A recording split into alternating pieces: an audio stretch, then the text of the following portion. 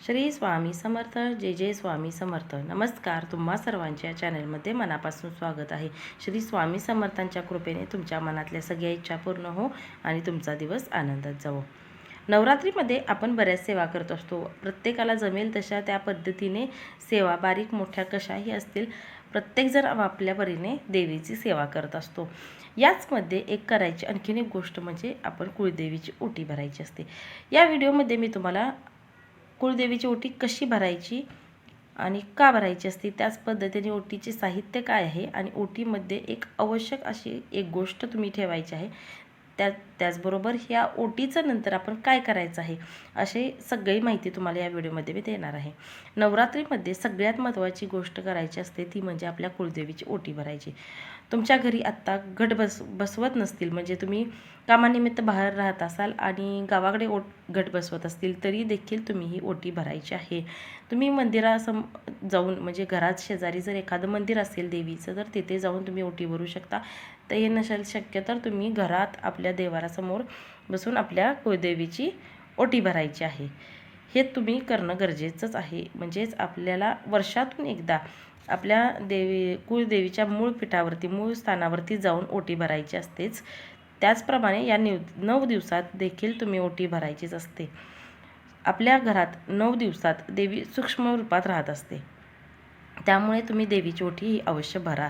सुख समृद्धीसाठी, आपल्या सुख समाधानासाठी, आपल्या मनातल्या इच्छा पूर्ण व्हाव्या, आपल्या कुटुंबावरती, आपल्या घरावरती, आपल्या कुळावरती देवीचा वरदहस्त कायम राहावा म्हणून आपण ही देवीची ओटी भरायची आहे. अगदी साधी सोपी पद्धत आहे. तर ही ओटी कशी भरायची हे आता आपण बघूया. ओटी कोण भरू शकतं?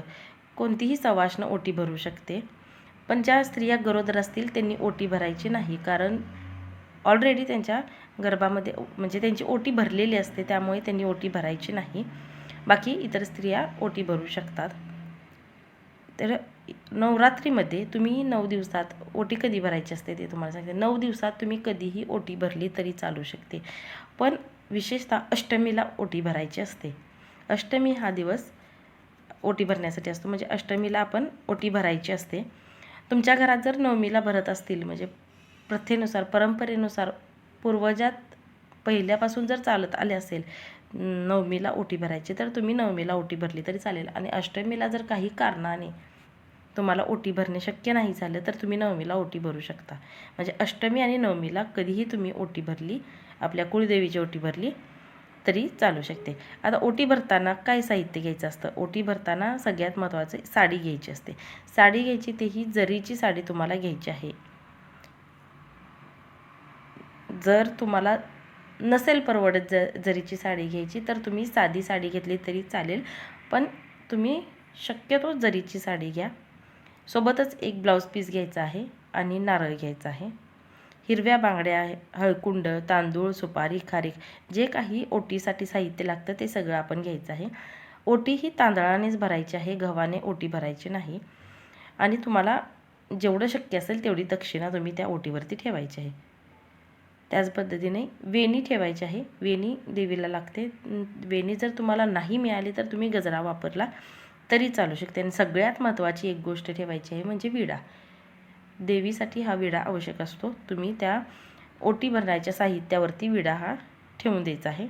त्याचबरोबर 16 शृंगार, तुम्हाला देवाचं साहित्य जिथं मिळतं तिथं 16 शृंगाराचं साहित्य मिळतं, ते तुम्ही आणून त्यावरती ठेवायचं. असं हे सगळं ताट भरून तुम्ही घ्यायचं आहे. आणि त्याच्यावरती हळदी कुंकू व्हायचं आहे. हळदी कुंकू वाहून झाल्यानंतर मंदिरासमोर बसून हे थाळी जी आहे, ताट जे आपण घेतलं आहे, ओटीचं तयार केलं आहे, ते आपल्या छातीला लावायचं आहे आणि मनात आपल्या देवीचं, कुळदेवीचं स्मरण करायचं आहे. स्मरण करून देवीला नमस्कार करून प्रार्थना करायचं आहे की आई, हे तुझा आशीर्वाद माझ्या कुटुंबावर असाच कायम राहू देत.